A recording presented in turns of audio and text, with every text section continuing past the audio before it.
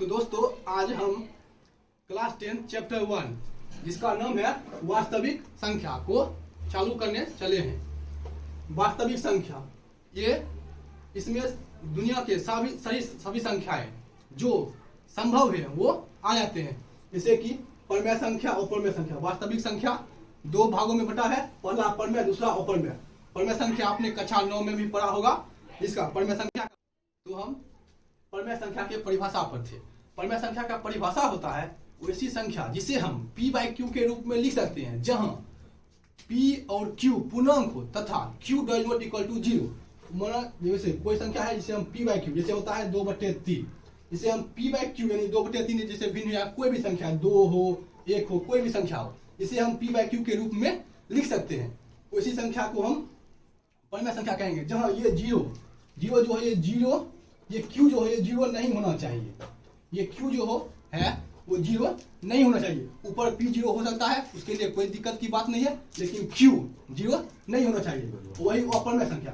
अपरमेय संख्या उसे कहते हैं जस्ट परमेय संख्या का उल्टा, जिसमें हम संख्या को p/q के रूप में नहीं लिख सकते, जैसे कि √3, √5 और अनेकों संख्या है जिसे हम p/q के रूप में नहीं लिख सकते हैं। दशमलव का संख्या जो अनंत तक जाता है, ऐसी संख्या को कहते हैं अपरमेय संख्या। अब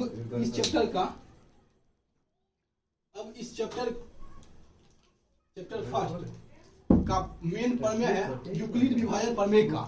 मेन प्रमेय है यूक्लिड विभाजन प्रमेय का, जिसका परिभाषा इस प्रकार है कि जब एक पूर्णांक a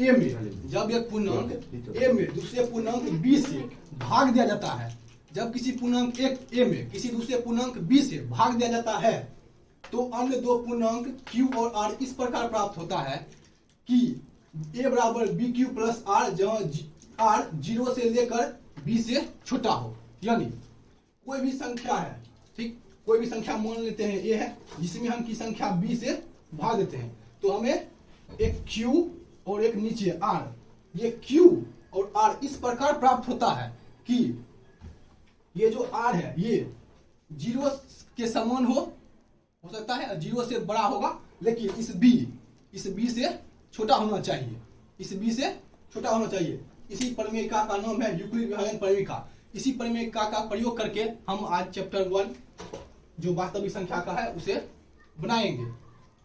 चैप्टर 1 का अब हम पहला चैप्टर के सवाल पहला पर चलते हैं। पहला क्वेश्चन है यूक्लिड विभाजन एल्गोरिथम से निम्नलिखित का एचसीएफ निकालें। हम पिछले क्लास में नीचे 9th में 8th में भी एचसीएफ बहुत बार पढ़े, लेकिन अभी तक हम विभाजन एल्गोरिथम नहीं पढ़े।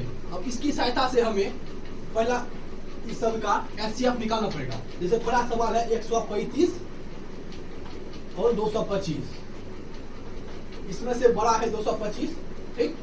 पहले हम एक तरह से रफ में ले लेते हैं। रफ में जैसे हम निकालते थे, छोटे क्लास में भी हमने पढ़ा है, इसे निकालते हैं 135 भागा 225, 135 को भागा 225, तो एक बार में से लगाते थे 135, 5 में बच गया 0, कितना होते हैं 3 12 कट गया। अब फिर 90 भागा 135 से भागा 225, एक बार लगा 90 से भागा 135 में एक बार 90 लगेगा, 90 में से घटाएंगे 5 4, ठीक। अब इससे भाग देंगे हम 45 से 90 में, 45 से देंगे 90 में, ठीक। दो बार में कट गया, हो गया, हमारा निकल गया इसका एचसीएफ। रफ में एचसीएफ बराबर 45, रफ में हमारा निकला एचसीएफ बराबर 45। अब ये इसी चीज को हम रफ में हमने क्या निकाला एचसीएफ बराबर 45। अब देखिए पहला चरण हमने क्या किया, 225 में 135 से भागा, एक बार लगा 90 बचा, ठीक। हमने रफ में इसका एचसीएफ निकाला जो हमें 45 आया। अब हम विभाजन एल्गोरिथम का प्रयोग कर इसका एचसीएफ निकालेंगे। अब बात है विभाजन एल्गोरिथम क्या कहता है। विभाजन एल्गोरिथम कहता है a बराबर कोई पूर्णांक a है जिसमें कोई किसी पूर्णांक b से भाग देंगे, तो दो पूर्णांक q और r इस प्रकार प्राप्त होते हैं कि r q से r b से छोटा हो, ठीक।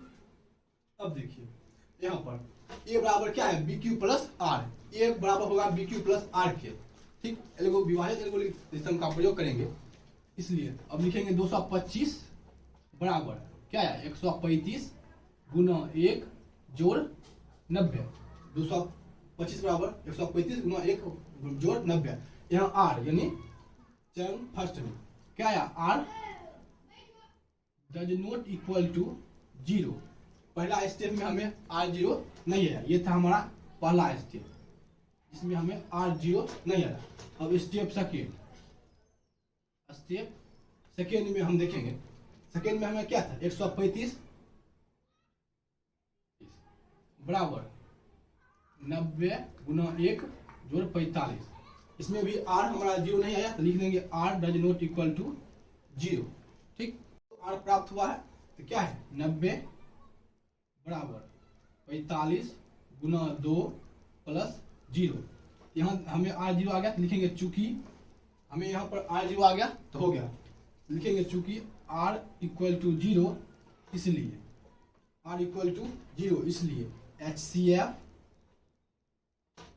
ऑफ 135 225 इक्वल टू 45, ये जो हमारा हुआ यही हुआ हमारा HCF।